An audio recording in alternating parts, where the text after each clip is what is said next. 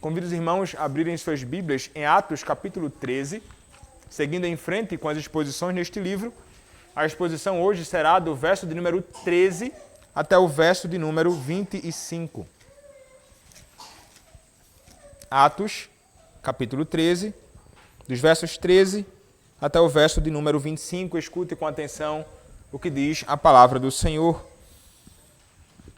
E navegando de Pafos, Paulo e seus companheiros dirigiram-se a Pergue, da Panfilha.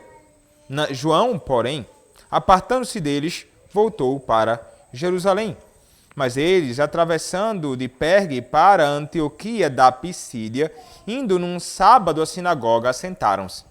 Depois da leitura da lei e dos profetas, os chefes da sinagoga mandaram dizer-lhes: irmãos, se tendes alguma palavra de exortação para o povo, dizei-a. Paulo, levantando-se e fazendo com a mão sinal de silêncio, disse: varões israelitas, e vós outros que também temeis a Deus, ouvi. O Deus deste povo de Israel escolheu nossos pais e exaltou o povo durante sua peregrinação na terra do Egito, donde os tirou com um braço poderoso. E suportou-lhe os maus costumes por causa de 40 anos no deserto. E havendo destruído 7 nações na terra de Canaã, deu-lhes essa terra por herança. Vencidos cerca de 450 anos, depois disto, lhes deu juízes até o profeta Samuel. Então eles pediram um rei, e Deus lhes deparou Saul, filho de Quis, da tribo de Benjamim, e isto pelo espaço de 40 anos. E tendo tirado a este, levantou-lhe o rei Davi, do qual também, dando testemunho, disse: achei Davi, filho de Jessé, homem segundo o meu coração, que fará toda a minha vontade. Da descendência deste, conforme a promessa, trouxe também Deus a Israel o Salvador, que é Jesus. Havendo João primeiro pregado a todo o povo de Israel, antes da manifestação dele, batismo de arrependimento. Mas ao completar João a sua carreira, dizia: não sou quem supondes, mas após mim vem aquele de cujos pés não sou digno de desatar as sandálias. Amém. Vamos orar. Podem se assentar.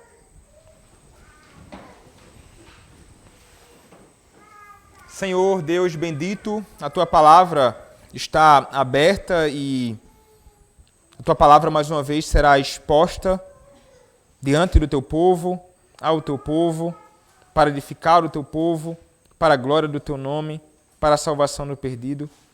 Rogo a Ti, ó Deus, que o Senhor me use com graça, que o Senhor me dê a capacidade de expor a Tua verdade com clareza, que aqueles que aqui estão possam entender, que possam, ó Deus, ser edificados por Ti. Usa-me, Senhor, apesar de qualquer fraqueza e limitação minha, que Teu nome seja exaltado aqui nesta noite. É o que Te peço, em nome do Teu Filho, o Senhor Jesus Cristo.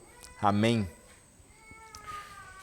Eu não sei como você faz ou se você é alguém sempre atento às oportunidades que surgem diante de você para fazer alguma coisa que seja proveitosa. Há muitos momentos que nós, em nossa caminhada por este mundo, surgem ocasiões oportunas para, de algum modo, nós fazermos algo que seja bom. E, por exemplo, há ocasiões oportunas que nós temos que surgem dentro de nós, em nossa própria caminhada neste mundo, de alguma forma, nós falarmos acerca da nossa fé. Eu não sei se você já teve oportunidade de fazer isto. Quando alguém, em algum momento, diz assim: olha, fulano de tal é crente, fala alguma coisa aí sobre o que você crê ou coisa desta natureza. Não sei se você já teve esta oportunidade, mas não é algo difícil de acontecer. De alguém, então, no momento, aí você está lá e alguém diz: olha, ele é crente, ele de repente pode te explicar alguma verdade acerca de Deus ou de Cristo Jesus ou coisa assim.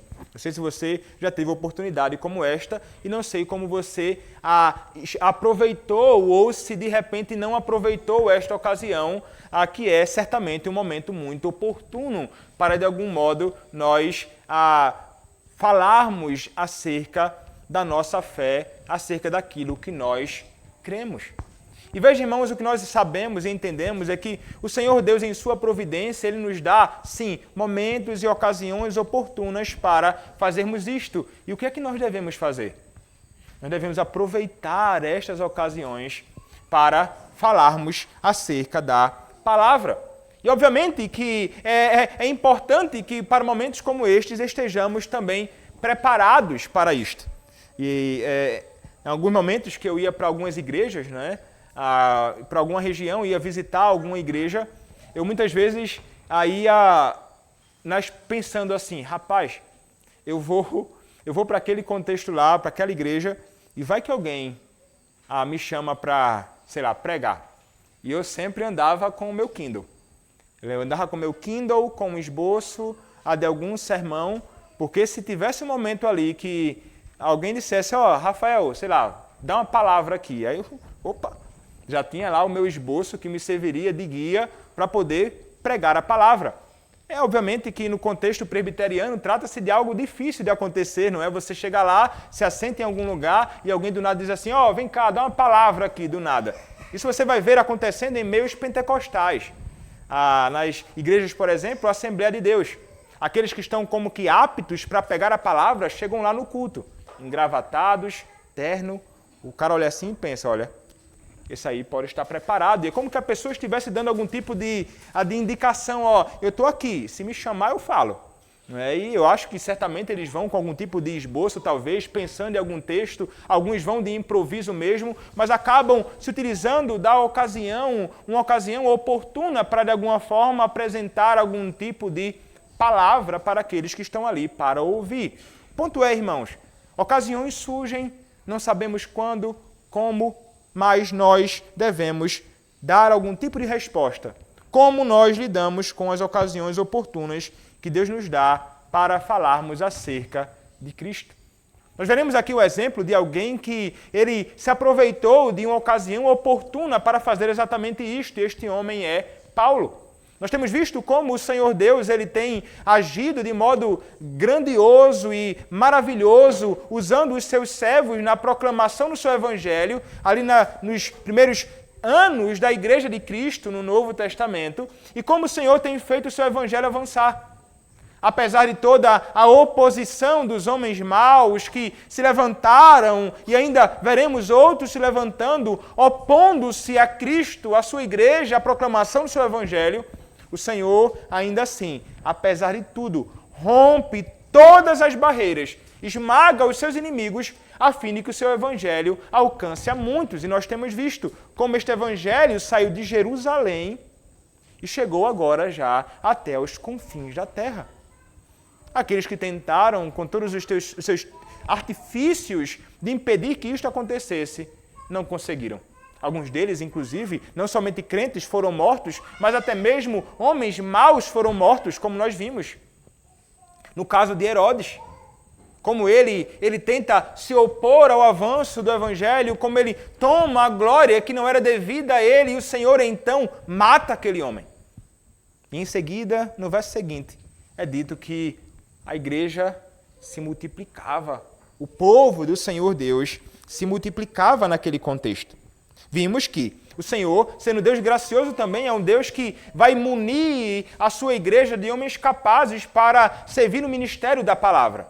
Mas ao mesmo tempo que o Senhor prepara homens para servir a sua igreja no ministério da palavra, numa igreja local, edificando o seu povo, como na igreja em Antioquia que nós vimos, o Senhor também é aquele que acaba chamando muitas vezes, homens destes contextos muito capazes, por meio do seu Espírito, através da escolha da igreja, encaminhando-os para a missão grandiosa. E nós vimos que Paulo e Barnabé, entre outros homens, foram escolhidos para seguir e para anunciar o Evangelho noutro lugar, numa obra missionária, evangelizando, anunciando a Cristo.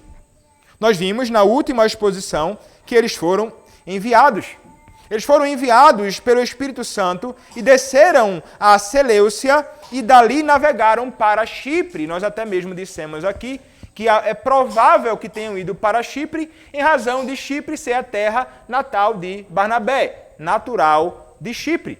Um contexto realmente difícil, onde havia também muita cultura pecaminosa e estranha à verdade, mas ainda assim eles para lá foram. E é interessante que quando eles chegaram naquele contexto, nós vimos, eles foram diretamente para uma sinagoga judaica. E lá, na sinagoga judaica, eles anunciavam a palavra. Eles anunciavam a palavra de Deus. E tinham João Marcos, como seu auxiliar ou como seu cooperador neste momento. E eles então seguiram a viagem, foram então para o centro, a capital da ilha de Chipre, ali em Pafos, e eles acabaram se deparando com um homem inimigo do Evangelho, inimigo do Senhor, que tentava de todas as formas impedir o avanço do Evangelho e impedir que um procônsul chamado Sérgio Paulo se sujeitasse à palavra. Vimos como o Senhor então vai ferir este homem, vai ferir este mágico, vai então fazer com que ele fique cego por um tempo, manifestando o seu juízo, e vai fazer com que Sérgio Paulo se volte para o Senhor, se volte para Cristo. Aquele homem certamente fora salvo. Mas eles continuam, irmãos, a sua missão. Lembrem-se, trata-se da primeira viagem missionária de Paulo. E este homem, ele segue em frente para fazer aquilo que fora chamado pelo Senhor. Ele fora chamado por Deus para proclamar o seu evangelho. E ele então sai daquele contexto. E o texto nos diz, agora, no capítulo 13, a partir do versículo 13, o seguinte: E navegando de Pafos, Paulo e seus companheiros dirigiram-se a Pergue da Panfilha. Então, note, agora eles não vão por terra, como fizeram anteriormente, agora eles vão a barco. Navegando de Pafos, capital da ilha de Chipre, e ele, junto aos seus companheiros, e aqui os seus companheiros são Barnabé e também o próprio João Marcos, eles vão juntos para Pergue da Panfilha, na Ásia Menor. É para lá daquela região que eles vão, naquele momento, para ali também fazer o nome de Cristo conhecido naquele lugar. E é interessante nós vermos como o Senhor ele vai conduzindo estes homens ali. E nós podemos olhar para isto e pensar, puxa vida, que coisa maravilhosa. Parece que as coisas estão caminhando muito bem, não há problema ali entre esses homens que são cooperadores no Evangelho de Cristo. Mas acontece, irmãos, um problema. O texto nos diz, ainda no versículo de número 13, que João, porém, apartando-se deles, voltou para Jerusalém. Acontece algo triste aqui. Este João é João Marcos, cooperador do Evangelho. Anteriormente falamos dele auxiliando eles ali naquele contexto. Contudo, agora o texto nos diz claramente que João ele vai se afastar e volta para Jerusalém, a sua terra natal. Ele volta para a sua própria casa. E o texto, irmãos, ele não nos dá a indicação clara, a razão por que o João Marcos ele desiste de seguir em frente a Paulo e Barnabé. Há algumas sugestões. Alguns comentaristas dirão que a provável razão de João Marcos desistir é que ele não achou ou não se sentiu confortável em ter Paulo como aquele que estava encabeçando a viagem missionária. Note que anteriormente era chamado Barnabé e Paulo, mas agora Paulo é destacado como aquele que assume a liderança na missão. Paulo e os seus cooperadores. E alguns então vão dizer que ele provavelmente não se sentiu muito bem ao olhar para aquela realidade de Paulo assumindo então a liderança naquele contexto e tendo o seu primo Barnabé como alguém que não estava assumindo a liderança e que ele não sentiu muito bem em seguir viagem sob a liderança de Paulo. Outros dirão que é provável que ele tenha desistido e recuado e retornado à sua casa, porque a região que eles estavam para ir era uma região muito perigosa. Existiam perigos de salteadores, homens perversos que poderiam não somente tomar o que eles possuíam, mas até mesmo tirar a sua própria vida. O próprio Paulo vai sofrer com muitos perseguidores também. E ele estava então preocupado e ele teme pela sua própria vida e não arrisca seguir em frente, então recua. Outros sugerem que ele provavelmente tenha desistido porque ele era alguém que ainda estava confuso no que diz respeito à ideia de que essa palavra deveria ser proclamada aos gentios indiscriminadamente. E então ele tenha se visto insatisfeito com essa realidade e recua. Ele não avança mais. O ponto, irmãos, é que nós não sabemos com precisão qual razão conduziu João Marcos a desistir. Fato é que o apóstolo Paulo ele vai ficar grandemente aborrecido e insatisfeito com isto. Posteriormente, nós veremos esta realidade em Atos capítulo 15, por exemplo, sendo mencionada. E veremos mais à frente que ele não vai admitir João Marcos mais e vai haver uma separação ali entre o próprio Paulo e o próprio Barnabé. E nós falaremos sobre isto mais à frente. Mas, olhando para esse texto, irmãos, nós percebemos que em meio à obra do Senhor que somos chamados para fazer, há pessoas que começam conosco como cooperadores, mas por alguma razão, na caminhada, desistem. Não perseveram na obra do Senhor. Veja, eu não estou dizendo que João Marcos era um ímpio, mas ele não persevera ali junto àqueles irmãos na obra que ele estava inicialmente envolvido. Isto, irmãos, é algo que nós temos de estar conscientes, que é uma realidade que pode acontecer conosco, que saímos por aí, onde quer que seja, para plantar uma igreja, para pregar o evangelho, para pastorear o povo do Senhor. Há aqueles que podem, junto a nós, começar cooperando, mas depois, então, acabar desistindo.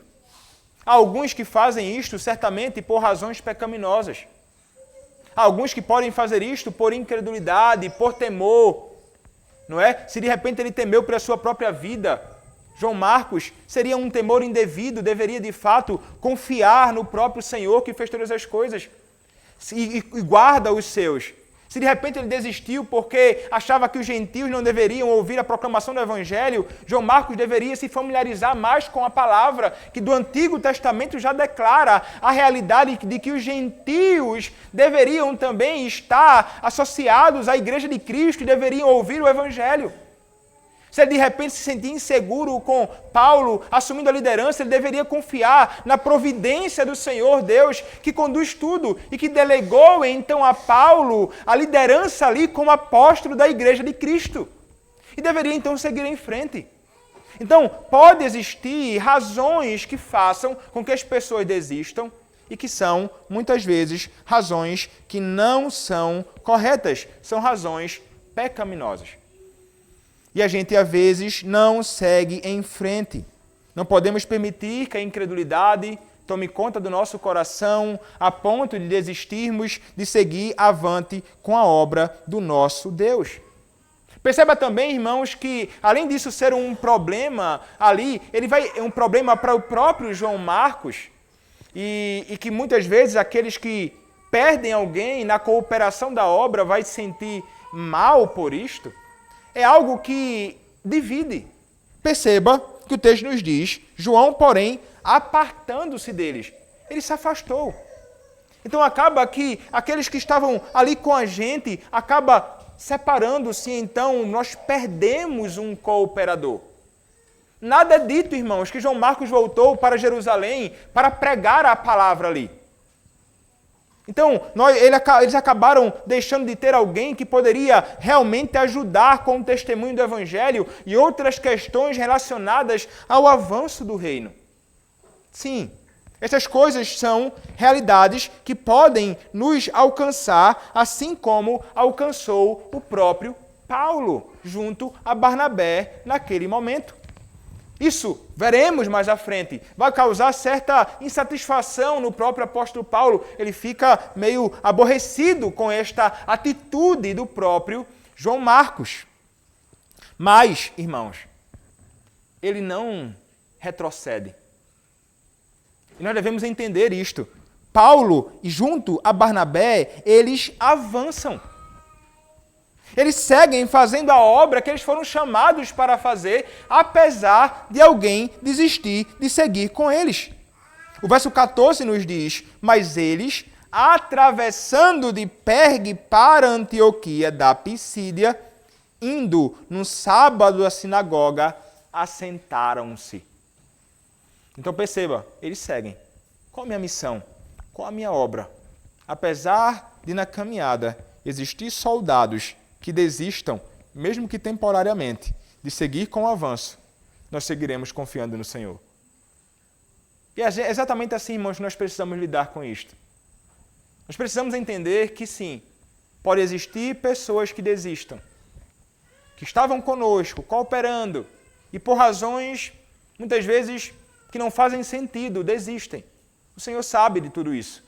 Mas nós iremos avante, confiando no Deus que deseja fazer a sua obra, o Deus que nos chamou, o Deus que nos enviou, é o mesmo Deus que nos capacita e nós precisamos, apesar de tudo, seguir com fé na obra de Deus que usa os seus servos para fazer avançar o seu reino. E ainda que eles estivessem, irmãos, indo para um contexto difícil, realmente, onde havia muita idolatria, imoralidade, bagunça, tristeza, e tantos pecados grosseiros, irmãos, e até mesmo tendo em risco a sua própria vida, eles não vão parar. E nós precisamos agir de modo semelhante. Mas é interessante, irmãos, percebam, nós falamos na última exposição, eles não fazem as coisas sem sentido, eles fazem as coisas de um modo muito bem coordenado. Há toda uma estratégia, isso foi mencionado na exposição anterior. Eles procuram primeiro as sinagogas judaicas. Havia a declaração e o princípio de que deveriam certamente pregar primeiro aos judeus e depois aos gentios, mas eles procuram um lugar onde eles terão uma oportunidade, pode existir, de eles, de alguma forma, falarem acerca da verdade de Cristo por meio de coisas que já são conhecidas por aquele público. E ali o texto nos diz que eles foram num sábado realmente.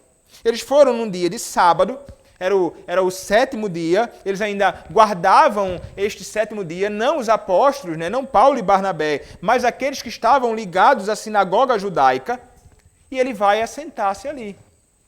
Eles conheciam muito bem como essas coisas funcionavam. Sobretudo o apóstolo Paulo. Ele foi alguém que estava envolvido com isso durante toda a sua vida. E ele vai assentar-se em meio àquelas pessoas na sinagoga. E ficam ali, irmãos, em silêncio inicialmente. Ele não chega quebrando o pau da barraca, ele não chega fazendo uma confusão, ele não chega fazendo um alarde, ele não chega fazendo nenhum tipo de confusão. Eles entram em silêncio e se assentam ali e começam a participar daquele momento.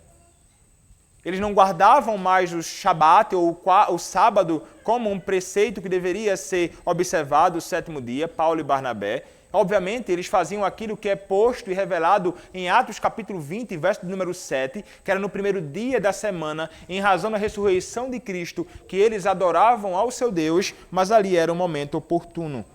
Eles querem, de algum modo, fazer o evangelho conhecido e aqui é um momento para isto. E então nós veremos que o Senhor, em sua providência, vai conceder esta oportunidade. O verso número 15 nos diz, depois da leitura da lei e dos profetas, então perceba o que acontecia lá. Eles, na adoração deles, entre outras coisas, eles liam a palavra. E eles então vão seguir aquela estrutura da lei, ou melhor, a estrutura da escritura deles. Eles vão ler uma porção da lei e eles vão ler uma porção dos livros proféticos na própria adoração deles na sinagoga.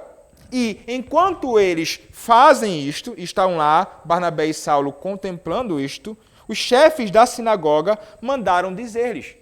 Então, provavelmente alguém foi dizer ao próprio Paulo junto a Barnabé. Eles certamente notaram e provavelmente reconheceram até mesmo o próprio Paulo. Sabiam que Paulo certamente era alguém conhecedor da lei. O nome de Paulo era um nome famoso. E eles, então, olha, chama eles. E o texto nos diz, não é? Irmãos, se tendes alguma palavra de exortação para o povo, dizei-a. Eu acho isso aqui impressionante. E que não pode ser algo que aconteceu porque eram simplesmente pessoas gentis que tinham algum tipo de conhecimento acerca do apóstolo Paulo e que imaginavam que ele tinha algum tipo de palavra para apresentar, ou não. Ou de repente eles pensaram assim, nossa, nosso coração está ardendo aqui, esse Paulo, ele agora é da seita daqueles que são do caminho e nós queremos ouvir a proclamação do Evangelho. Nada dito sobre isto. Mas um Senhor, Deus soberano, certamente, moldou e conduziu tudo isto em sua providência sempre santa, sábia e poderosa, dando a Paulo e Barnabé ocasião para entre os judeus anunciar Cristo. Isso é só Deus que de fato pode fazer algo desta natureza. Possivelmente, Paulo e Barnabé não sabiam que algo assim aconteceria. Mas ainda assim, eles estão no momento oportuno para fazer isto. Então, vejam, irmãos, o Senhor, Ele guia a nossa vida, nós caminhamos por este mundo, nós andamos por vários lugares aqui em que o Senhor, em sua providência, nos coloca, e o Senhor é quem abre oportunidades. O Senhor é quem abre ocasiões realmente apropriadas para nós falarmos da sua palavra. Nós podemos, de algum modo, nos expor. Não é como, veja, não é o que depende de você. É a providência do Senhor quem faz isto.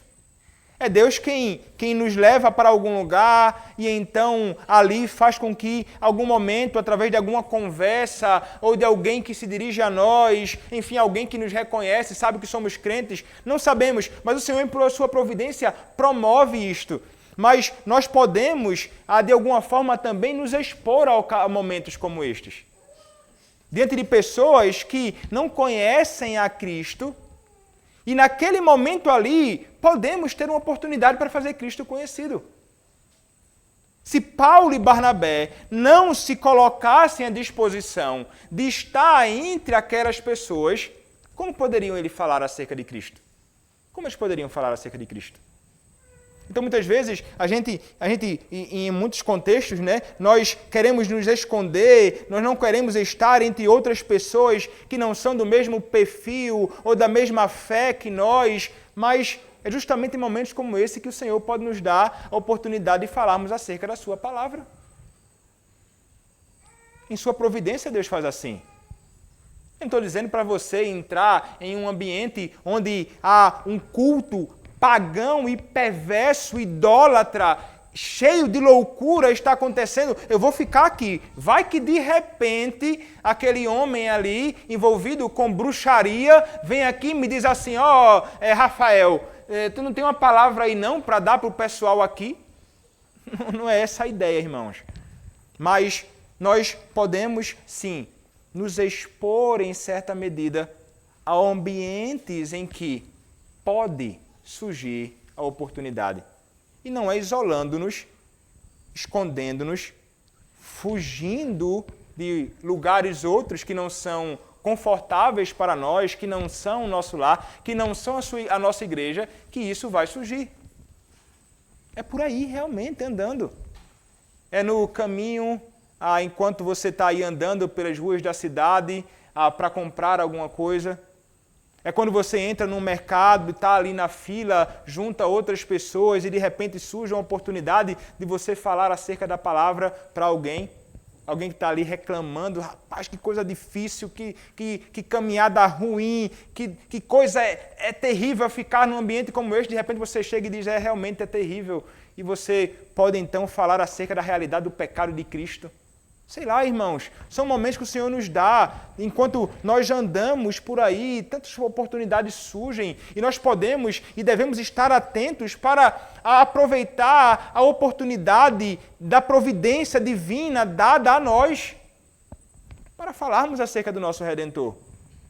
É você no seu carro, é você parado ali, chega um pedinte, roga, pede alguma ajuda, pede algum tipo de socorro e você pode de repente aproveitar aquela oportunidade para ajudá-lo, talvez, e aproveitar o momento para conversar com ele e falar para ele acerca de Cristo, acerca do Evangelho, a necessidade que ele mais tem e que nós, irmãos, o tempo inteiro nos deparamos com momentos assim. São pessoas que estão angustiadas ali. Você pode ter certeza, perturbadas, uma confusão terrível na mente e no coração deles. A gente tem que aproveitar momentos assim. Ontem eu tive a oportunidade disto. Eu fui comprar alguma coisa no mercado, aí encostei o carro, aí um homem veio junto a mim. Já é a 4ª vez que ele me aborda tentando ajudar para estacionar o carro. E eu nunca tenho um trocado no carro para... Eu disse a ele, meu amigo, é a 3ª vez, é a 4ª que eu encontro o Senhor e eu não tenho nada para dar. Porque é difícil. Tudo é Pix hoje, tudo é dinheiro assim, não vai, eu não consigo. Aí ele fez, moça, mas eu estou com fome. Você me ajuda comprando algo? Um bandeco. Eu não sabia, a gente chama de marmita, né?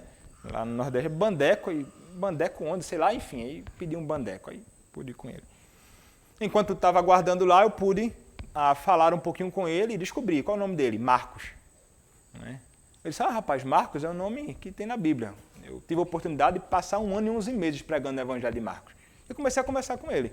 Aí ele falou da vida dele, tanta confusão, enfim, e do que ele estava passando ali em Rondônia, do Pará, e o que ele planeja e deseja, enfim, e pude, de alguma forma, falar acerca de Cristo, do Evangelho para ele. No final ele pediu, ore por mim, ora por mim. Aí, enfim, depois eu pude correr, tinha o discipulado para dar, já estava quase dando 8 horas da noite e corri para casa. Mas veja, são oportunidades que você, numa conversa simples, consegue de repente começar uma conversa com alguém pegando um gancho que ele dá, meu nome é Marcos, sei lá, eu fui da igreja, eu caminhei por ali, eu vi isso, aquilo. Enfim, nós temos que estar, irmãos, prontos para de alguma forma aproveitar o momento e conseguir fazer, de algum modo, o Evangelho de Cristo conhecido para aqueles que estão perdidos. O Senhor, Ele, em sua providência, nos dá oportunidades para isto. E o apóstolo Paulo, ele foi alguém que aproveitou esta oportunidade. Porque naquele momento, quando eles vão dizer assim, não é? Olha, se tendes alguma palavra de exortação, e a ideia de palavra de exortação aqui envolve consolo, envolve encorajamento, olha, fala aqui então para essas pessoas, para este povo. O que é que Paulo faz, irmãos? Verso 16. Paulo, levantando-se e fazendo com a mão sinal de silêncio, disse, varões israelitas, e vós outros que também temeis a Deus, ouvi. Rapaz, Paulo ele não fica assim, rapaz, peraí, eu sou um visitante aqui, bicho, do nada tu me chama, o que é que tem a ver com isso? Não, peraí, vamos marcar outro dia aí, se der, deixa preparar alguma coisa. Ele não recua, irmãos, ele prontamente, ele vê aquilo ali como uma porta aberta, providenciada por Deus, ele vai se levantar. E em meio àquela agitação, o que estava acontecendo? Talvez pessoas que reconheceram Paulo. Oxe, não é esse aí aquele perseguidor da igreja? Não é esse aí que se sujeitou agora àquela seita judaica? Não sabemos. Comentando sobre alguma coisa, enfim. Havia algum tipo de burburinho, de barulho em meio àquela reunião na sinagoga. Aí Paulo, nos diz o texto, ele se levanta e ele faz algum tipo de sinal com as mãos. O sinal com as mãos que ele faz, nós não sabemos qual é, mas ele estava tentando fazer com que as pessoas ficassem em silêncio. não é? Ele fazendo com a mão sinal de silêncio. Então, é para que eles acalmassem os nervos. Fiquem quietinhos. Então, quando isso acontece, ele começa dizendo: varões israelitas, e vós, outros que também temeis a Deus, ouvi. Ele vai se dirigir àquela sinagoga, que era composta por judeus, de fato, por prosélitos, provavelmente, que se juntaram à fé, foram circuncidados e unidos ao povo, e aqueles que temiam a Deus. São aqueles que não se sujeitavam à circuncisão, mas que tinham algum tipo de conhecimento do Deus de Israel. Então ele vai se dirigir a estes, chamando varões israelitas. Ele se dirige de um modo muito, muito brando, ele se dirige de um modo muito respeitoso àquelas pessoas que ali estavam. E é interessante, ele vai chamar de varões israelitas. E é justamente sobre o povo de Israel que ele vai começar a tratar na sua própria exposição. Mas um ponto, irmãos, que eu já falei bastante, mas vale a pena reforçar aqui. Paulo, naquele momento, ele não teme aqueles que estavam lá. Ele aproveita a oportunidade, ele não tem temor daquelas pessoas que estão diante dele, ele simplesmente se levanta e fala. Ele poderia ser tido como um louco por muitos, como alguém que abandonou a verdadeira fé judaica, como alguém que se associou com os hereges do caminho, como alguém que não deveria ser reconhecido como uma autoridade naquele momento. Mas não, ele, apesar de tudo isto, ele aceita a oportunidade, ele era alguém instruído e capacitado para isto. Ele se levanta então e começa a expor. E perceba que ele vai pregar, e se ele prega naquele momento, e se havia ocasião para exortação e ensino, é porque na sinagoga judaica, semelhantemente à nossa adoração pública, não existia apenas leitura da palavra, que é um elemento da adoração pública a Deus. Mas existia algo que é distinto da pregação da leitura da palavra. É a pregação do Evangelho.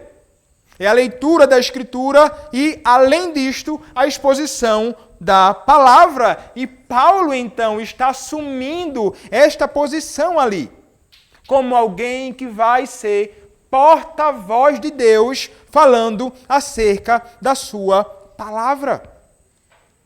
E ele vai começar, irmãos, então, falando sobre esse evangelho da promessa, ou sobre a promessa do evangelho, que não se encontrava apenas no Novo Testamento, mas a promessa do evangelho, ou o evangelho prometido, desde o Antigo Testamento. E ele vai começar a se referir a eventos do passado, que eram conhecidos pelos ouvintes dele naquele momento. Todos eles sabiam muito bem. E Paulo era alguém que conhecia muito, mas muito bem, todos estes eventos. Ele diz, verso de número 17, dirigindo-se ao público, não é? E veja, se ele vai usar uma palavra bem direcionada para um grupo que ele conhecia, no sentido de que ele sabia qual a fé, os costumes e tudo. Ele nos ensina algo, irmãos. Ele nos ensina a importância de, ao levantarmos-nos para falarmos acerca da palavra, nós temos um público a quem nós nos dirigimos. Ele não vai fazer uma apresentação diante das pessoas. A pregação não é algo que é feito diante das pessoas. A pregação é algo que é direcionado às pessoas, ao público, aos ouvintes, à congregação. E o intuito do pregador, e certamente este era o intuito do apóstolo Paulo, era alcançar, através da proclamação do Evangelho, o coração daqueles que estavam escutando a sua palavra. Então nós devemos entender isto. Eu não estou aqui para fazer uma performance, eu não estou aqui para fazer uma apresentação retórica. Não, o meu propósito é falar diretamente com você. Como deve ser o propósito de todos aqueles que pregam a palavra. É falar ao coração da congregação. Congregação presbiteriana boas novas. É a vocês que eu me dirijo. E ele tem conhecimento daquela realidade, das necessidades daquelas pessoas. Ele sabe que eles estavam cegos, que não abriam os olhos para contemplar o Evangelho, que é Cristo. Estavam cegos, apegados a coisas outras, rejeitando as promessas do Senhor. Ele sabe então da necessidade. Por essa razão ele vai começar a traçar essa linha de ouro do Evangelho de Cristo desde o Antigo Testamento, apontando que ele sabe o que precisavam ouvir. E essa é a minha responsabilidade também, irmãos, e de todo pastor. É falar exatamente ao povo, falar exatamente à igreja aquilo que a igreja de Cristo precisa ouvir. Não o que querem ouvir, mas o que precisam. Tratando exatamente acerca dos problemas, dos dilemas, das dificuldades, das necessidades urgentes, prementes do povo do Senhor. Por essa razão, a necessidade de conhecermos a igreja. Por essa razão, a necessidade de falar com os irmãos para saber acerca da realidade da vida da igreja. Para que possamos, então, de algum modo, falar e aplicar de modo apropriado as necessidades do povo. Não pode ser alguém como muitos são por aí, que estão envolvidos com o ministério pastoral apenas daqui do púlpito. É do púlpito, sai, entra no carro e vai embora. Que coisa estranha. Não senta em momento algum, nunca passou na casa de absolutamente ninguém, nunca parou um tempo para conversar com quem quer que seja. Isso é estranho. E nunca conseguiremos, deste modo, falar alguma palavra que seja apropriada às necessidades. Paulo sabia que aquelas pessoas necessitavam ouvir o Evangelho, que é o próprio Cristo. E ele começa então dizendo coisas que eram comuns a eles. Verso 17, o Deus deste povo de Israel escolheu nossos pais e exaltou o povo durante sua peregrinação na terra do Egito, de onde os tirou com braço poderoso. Então, veja, o que é que ele vai começar nos dizendo aqui, irmãos? Ele vai começar dizendo, olha, o Deus deste povo de Israel. Ele está falando sobre o Senhor Deus Yahvé. Javé. Ele foi aquele que ele é o Deus deste povo Israel. E ele se dirigiu àqueles homens chamando de varões israelitas. Foi Deus quem fez isto. Ele é o Deus de Israel. Ele é o Deus dos israelitas. E ele foi aquele que em sua soberania grandiosa escolheu nossos pais. E ele começa aqui então agora a tratar sobre a maravilhosa doutrina da eleição de um Deus que é o Deus do povo de Israel e deste Deus que é soberano e que escolheu nossos pais. Entre muitos, entre povos diversos, entre pessoas outras, ele foi aquele que tinha alguns como aqueles que eram o alvo da sua graça eletiva, irmãos. Quando nós olhamos para a Escritura, é realmente este Deus e é exatamente o Senhor quem faz isto. É exatamente o que o próprio apóstolo Paulo está declarando aqui neste texto. Quando diz a palavra, olhe lá, Deuteronômio capítulo 4, verso de número 37. E o Deus que escolheu nossos pais, ele está falando lá com os israelitas. Deuteronômio 4,37 diz assim a palavra, porquanto amou teus pais e escolheu a sua descendência depois deles, e te tirou do Egito, ele mesmo presente com a sua grande força. Então ele é aquele que realmente escolhe pessoas para a salvação, e ele escolheu uma nação, um povo, e escolheu então aqueles que eram os pais deles, dos israelitas, e eles eram a sua própria descendência. Mas note, ele vai dizer mais. Além de falar sobre esta grandiosa obra do Senhor na escolha da eleição, ele vai dizer ainda, e exaltou o povo durante sua peregrinação na terra do Egito, donde os tirou com braço poderoso. O Senhor exaltou o povo, irmãos, naquele contexto. O povo do Senhor, mesmo em meio a uma escravidão no Egito, se tornou uma nação. Se tornou um povo numeroso. Tornou-se um povo grande, imenso, dentro do Egito. E saíram dali como uma nação poderosa.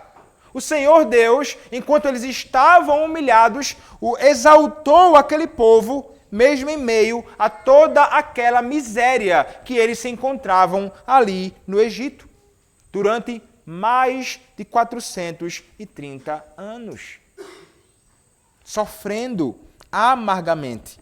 Mas o Senhor Deus foi com eles. O Senhor Deus, Ele multiplicou, o Senhor Deus os preservou, o Senhor Deus os sustentou, como Ele mesmo vai continuar dizendo aqui no próprio texto.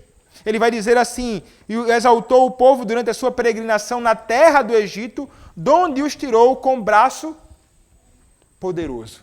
Ele está falando sobre o que, irmãos? Ele está falando aqui sobre a obra redentora do Deus que soberanamente levantou o seu servo Moisés junto a Arão, como temos visto nas pregações no livro de Êxodo, e ele fez sinais e prodígios extraordinários caindo sobre aqueles homens maus com as pragas, demonstrando a sua indignação contra os homens de corações duros e ao mesmo tempo revelando o seu grande amor pelo seu povo, um povo escolhido, a quem ele exaltou e a quem ele redimiu, com braço poderoso, com mão poderosa, com braço estendido. E aqui ele nos declara e nos ensina, irmãos, que não foi o povo escolhido que saiu do Egito porque eram fortes, bons e poderosos, não, mas porque o Senhor Deus, em sua graça que é abundante, agiu. Então Paulo aponta para a realidade de que Deus é aquele que deve receber todo o crédito pela redenção. Foi o Senhor quem fez isto. E ele vai começar a vincular estes eventos. E nós podemos pensar aqui sobre essa realidade. No mesmo hora que o Senhor Deus escolheu os pais ali, foi o mesmo Deus que também nos escolheu para a salvação. Esse Deus que também exaltou o povo ali no Egito, foi o mesmo Deus que nos tirou do estado decadente de pecado e miséria e nos exaltou humilhando o seu próprio Filho. Esse Deus que redimiu o povo do Egito com o seu braço poderoso, foi o mesmo Deus que, com o seu braço poderoso, no seu próprio Filho, o Senhor Jesus Cristo, nos libertou do cativeiro do pecado.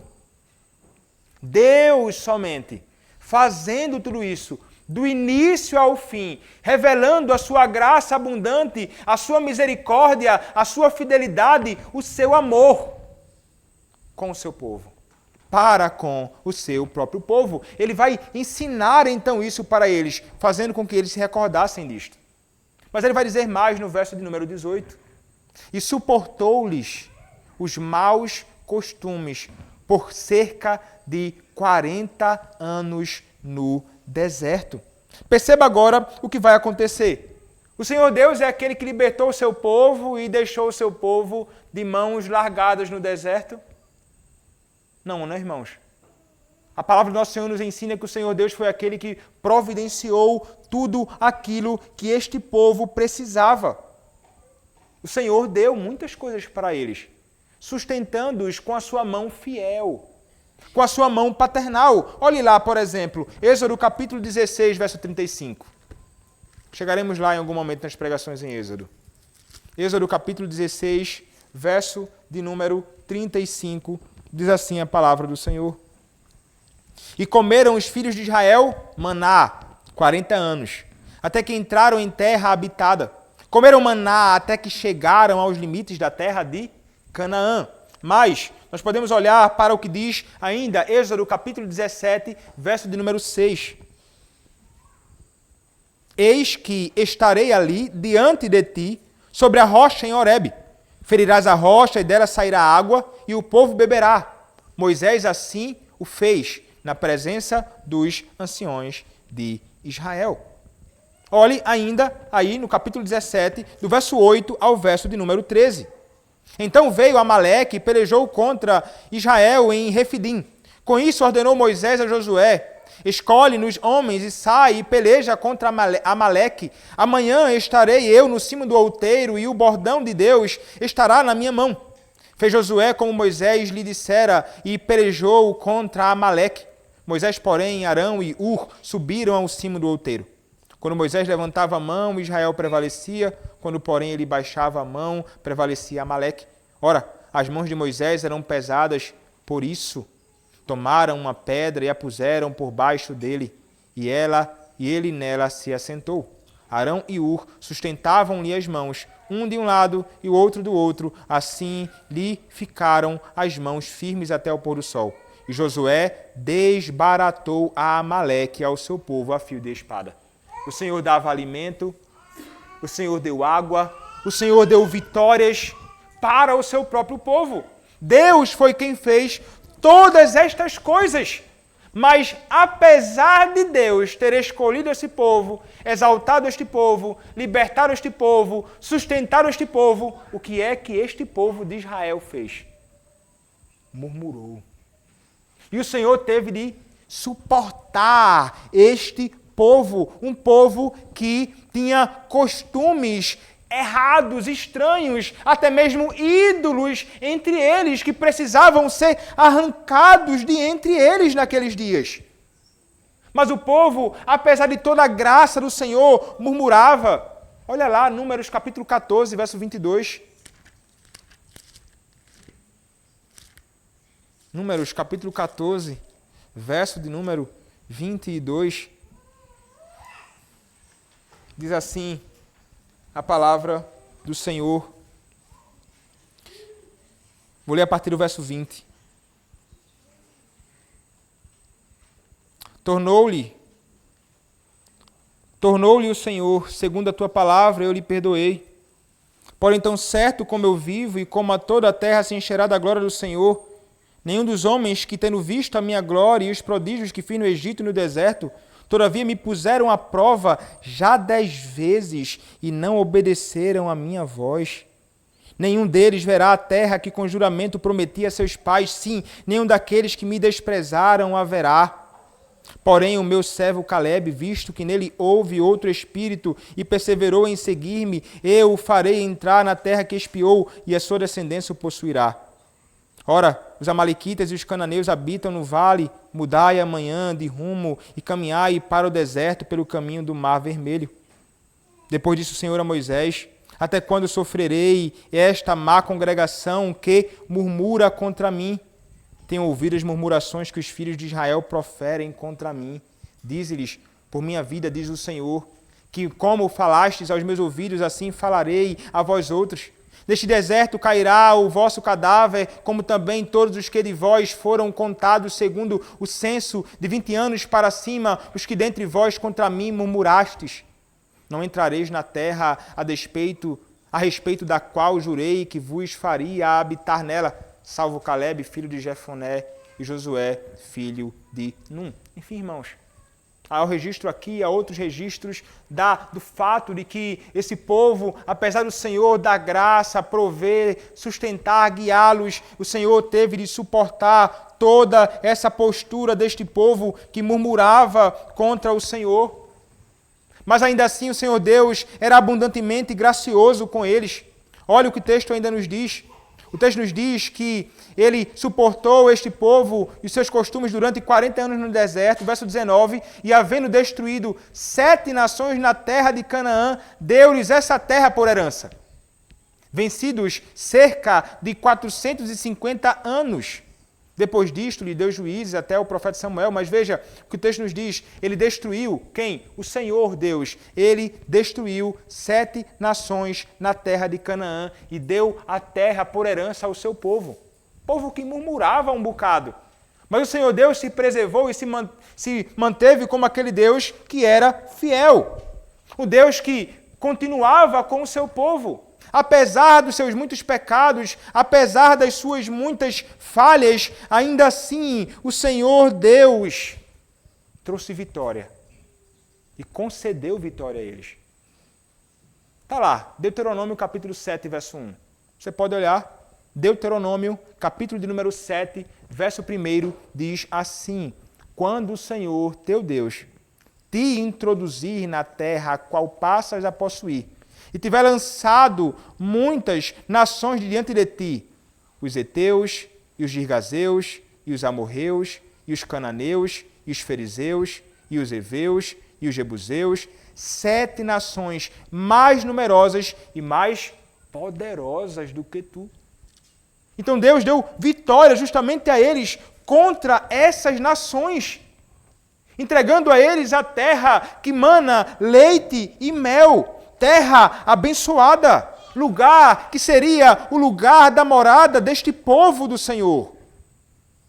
E nos diz ainda, Josué capítulo 3, verso de número 10, a palavra diz assim: disse mais Josué, nisto conhecereis que o Deus vivo está no meio de vós, e que de todo lançará de diante de vós os cananeus, os heteus, os heveus, os ferezeus, os girgazeus, os amorreus e os jebuseus. Deus falou isto, irmãos.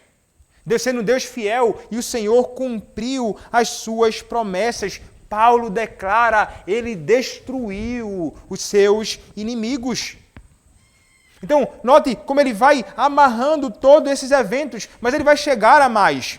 Ele diz ainda, verso 20, vencidos cerca de 450 anos, depois disto, lhes deu juízes até o profeta Samuel. Então chegou ali aqueles dias em que o Senhor Deus era aquele que governava o seu povo. O Senhor era aquele que era o rei do seu povo. E o Senhor, como o rei do seu povo, concedeu ao seu povo juízes. Concedeu ao seu povo profeta. Estava lá o próprio Samuel. Samuel que era sacerdote e profeta. Você pode olhar lá a palavra em 1 Samuel, capítulo 2, verso 35. 1 Samuel, capítulo de número 2, verso de número 35, a palavra do Senhor nos diz assim: então suscitarei para mim um sacerdote fiel, que procederá segundo o que tenho no coração e na mente. Edificar-lhe-ei uma casa estável, e andará ele diante do meu ungido para sempre. Ainda em 1 Samuel, agora capítulo 3, verso 20. Todo Israel, desde Dan até Berseba, conheceu que Samuel estava confirmado como profeta do Senhor. Ele era juiz, ele era profeta, ele era alguém que estava ali agindo em meio ao povo, ele era sacerdote. Samuel, um homem que o Senhor Deus determinou que estaria ali entre o seu povo. E veja, o Senhor providenciando aqueles homens que poderiam governar o seu povo. Instruindo-os na verdade, instruindo-os na lei, instruindo-os no caminho que é reto, a que não abandonassem as veredas do Senhor. Nós sabemos que em muitos momentos, quando não haviam juízes, confusão desgraçada. Mas o Senhor, durante vários momentos, se manteve fiel, sustentando ali o seu próprio povo e guiando o seu povo, alimentando o seu povo com a sua verdade. Mas perceba, irmãos, o seguinte, e aqui eu vou ler as palavras de um puritano, comentando o texto de Atos, ele vai nos dizer o seguinte: Deus governou os filhos de Israel pelo profeta Samuel, homem divinamente inspirado para presidir nos negócios de Estado. Tempos depois, os filhos de Israel pediram um rei, e Deus lhes deu. Verso de número 21. Então eles pediram um rei. O Senhor é quem governava, mas eles querem um rei. E Deus lhes deparou Saul, filho de Quis, da tribo de Benjamim, e isto pelo espaço de 40 anos. Então ele continua dizendo: tempos depois os filhos de Israel pediram um rei e Deus lhes deu Saul, filho de Quis. O governo de Samuel e Saul durou 40 anos, período que foi um tipo de transição da teocracia para a monarquia. Por fim, Deus fez Davi o rei dos filhos de Israel. Verso de número 22. quando Saul foi retirado, nos diz o texto no verso 22, e, tendo tirado a este, levantou-lhe o rei Davi. Eles passaram um período, irmãos, sob um governo de um homem perverso. Mas o Senhor, sendo gracioso e fiel, o que Deus fez? Deus tirou. Tirou quem? Deus tirou Saul. E levantou então Davi para reinar sobre o seu povo, o rei Davi, do qual também, dando testemunho, disse: achei Davi, filho de Jessé, homem segundo o meu coração, que fará toda a minha vontade.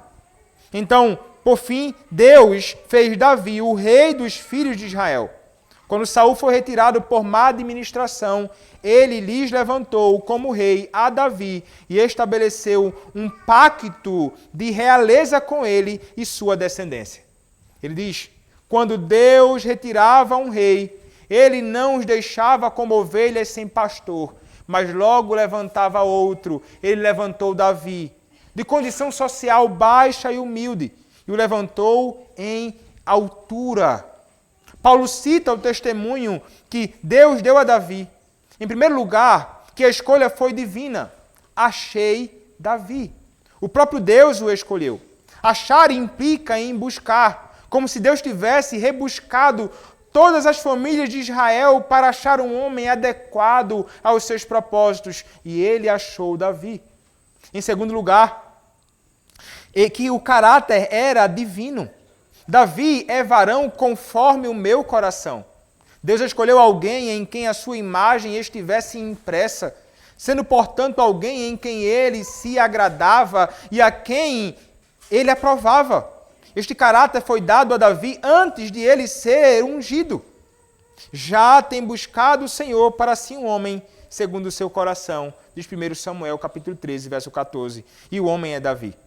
Em terceiro lugar, que o comportamento era divino e sob a orientação divina. Davi executará toda a minha vontade.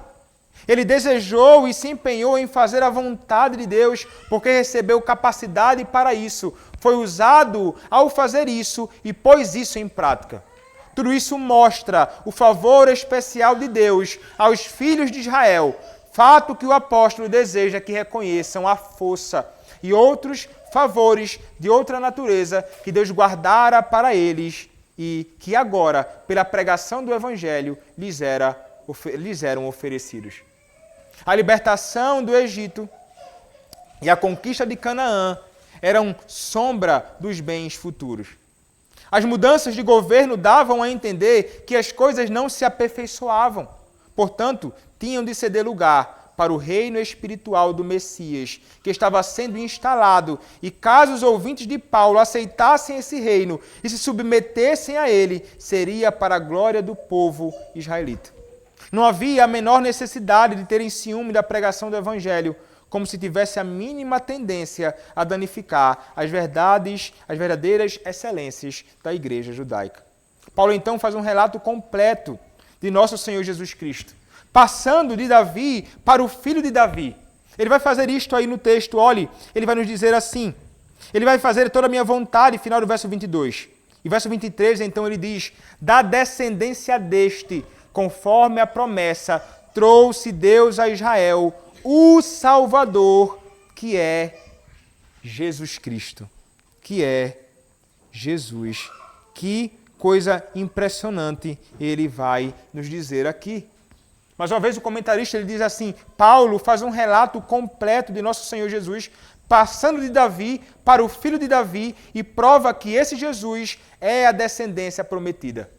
Da descendência deste, da raiz de Jessé, como ensina Isaías capítulo 11, verso 10, do homem segundo o coração de Deus, como ensina 1 Samuel capítulo 13, verso 14, conforme a promessa, levantou Deus a Jesus para Salvador de Israel, Jesus em cujo nome há salvação.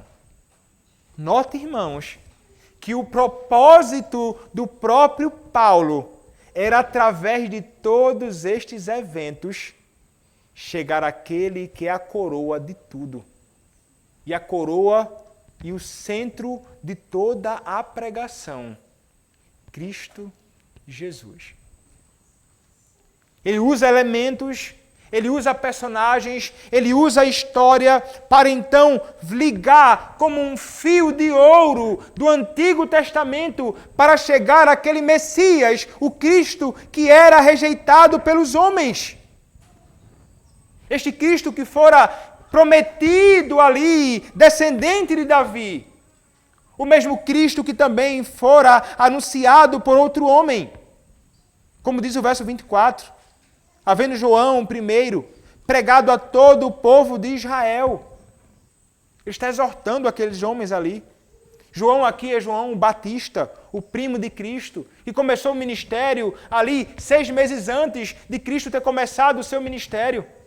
Anunciando então a palavra, anunciando sobre Cristo. E então o texto nos diz que João, o Batista, o primeiro, pregado todo o povo de Israel antes da manifestação dele, ou seja, antes da manifestação de Cristo, pregando batismo de arrependimento. Era isso que ele fazia, não é? Ali, quando ele estava batizando muitas pessoas, o Evangelho de João vai registrar esse evento, os outros evangelhos também vão narrar exatamente aquilo que ele estava fazendo. Ele fazia um batismo de arrependimento. Cristo se sujeita àquele batismo de arrependimento. Batismo para purificação era uma cerimônia que era uma cerimônia desde a antiga dispensação. E então ele entrou ali sendo batizado como representante do povo. Ele não era pecador, mas era como se os pecados do povo estivessem sobre ele. E ele estava ali sendo purificado, já apontando para a sua obra redentora. E Cristo se sujeita à lei, às cerimônias que o próprio Senhor Deus estabeleceu, sujeitando-se ao próprio batismo de João Batista.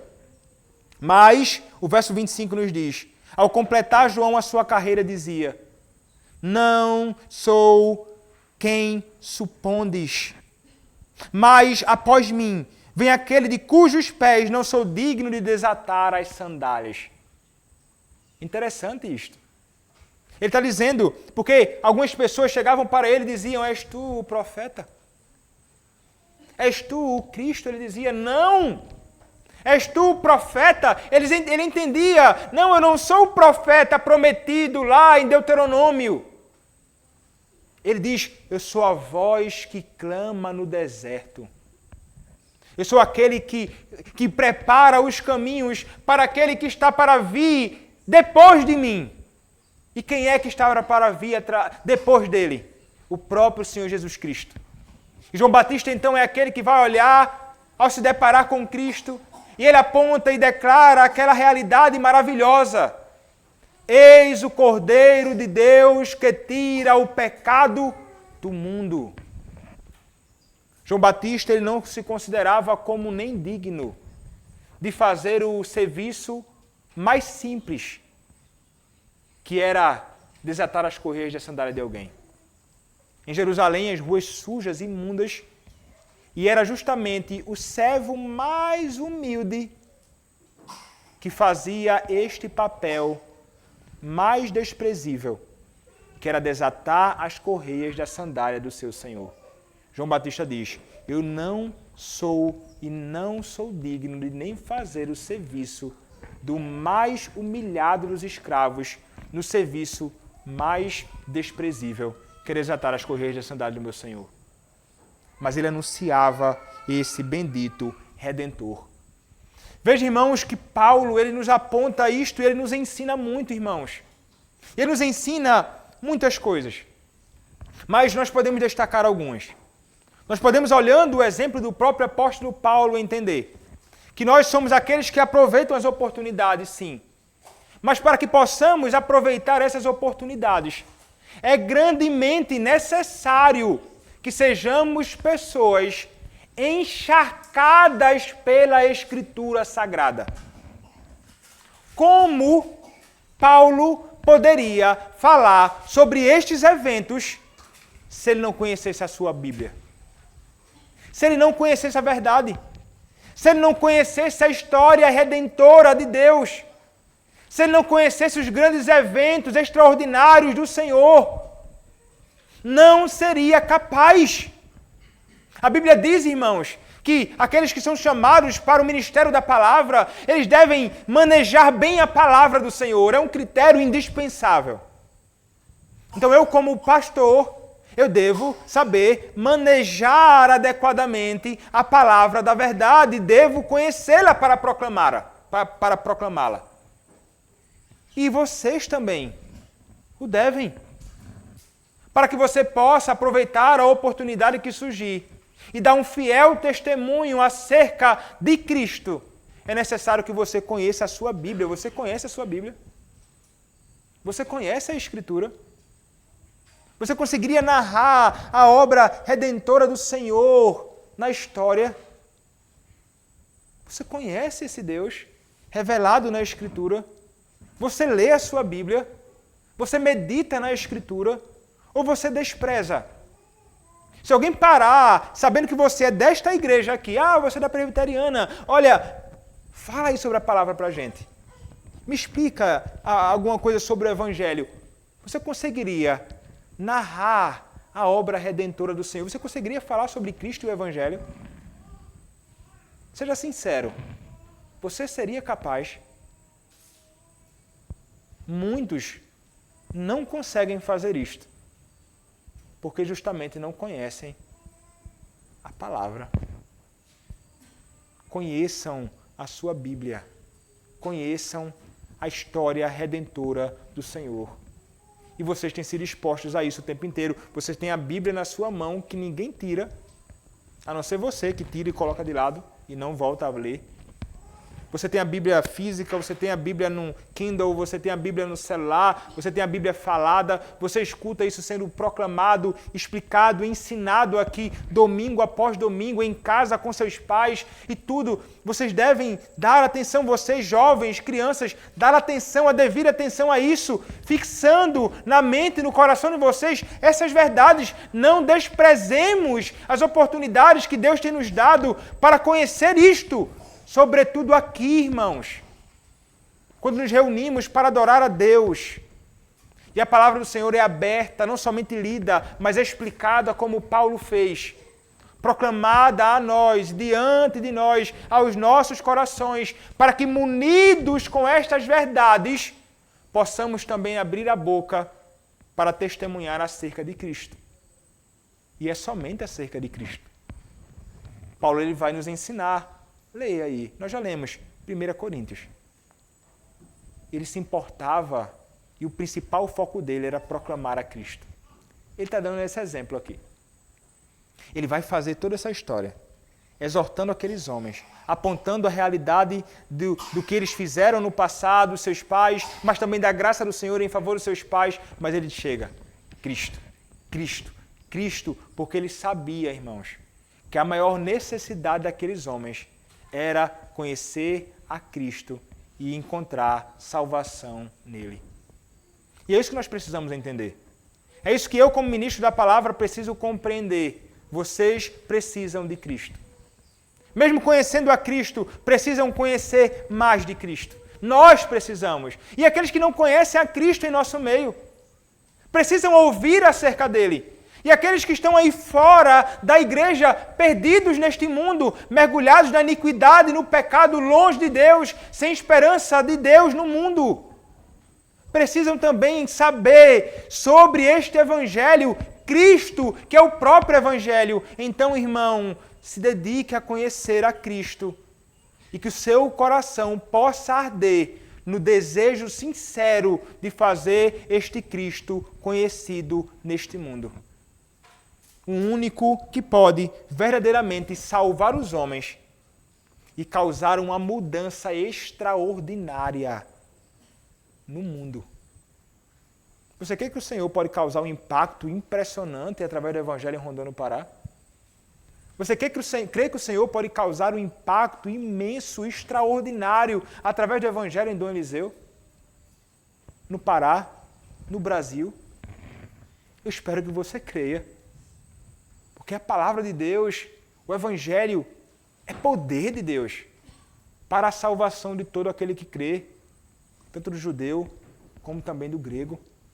Nós veremos, irmãos, aqui, que o Senhor, através da proclamação do Evangelho, vai trazer o impacto que vai alcançar os confins da terra. Mesmo sendo uma terra tão cheia de imoralidade, pecado, desgraça, confusão, idolatria, rebeldia, o Senhor fez coisas extraordinárias. E é este mesmo Deus que continua agindo hoje, usando servos humildes, simples, fracos, mas que proclamam o Evangelho de Cristo, que é poder de Deus para a salvação. Anunciemos o Evangelho, anunciemos a Cristo, e Ele fará toda a sua obra através de nós, salvando os perdidos, edificando os eleitos, fazendo o seu reino avançar para a glória do seu glorioso nome. Amém. Vamos orar ao nosso Deus. Senhor Deus bendito, louvamos a Ti pela Tua palavra e pela graça que temos de ouvir, Senhor, uma exposição da Tua palavra.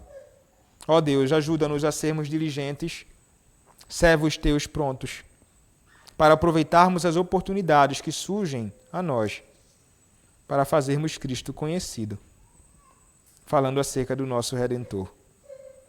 Ó Deus, dá-nos corações que desejam isso e que revelam o amor por Ti, pelo Teu Evangelho e pelos perdidos, abrindo a boca e falando acerca do Teu Filho. Perdoa-nos pelas vezes que nós negligenciamos isto, pelas oportunidades que nós deixamos passar. Ó Deus, faz-nos mais prontos e atentos para comunicarmos acerca daquele que é o nosso Salvador, o nosso comum Salvador, Cristo. É o que nós, ó Deus, Te pedimos e também clamamos que o Senhor faça avançar a Tua obra. Ó Deus, usa-nos de modo que a Tua palavra possa alcançar todos os perdidos e que muitos deles possam encontrar salvação em Cristo. É o que Te pedimos, ó Deus, em nome do Teu Filho, o Senhor Jesus Cristo. Amém.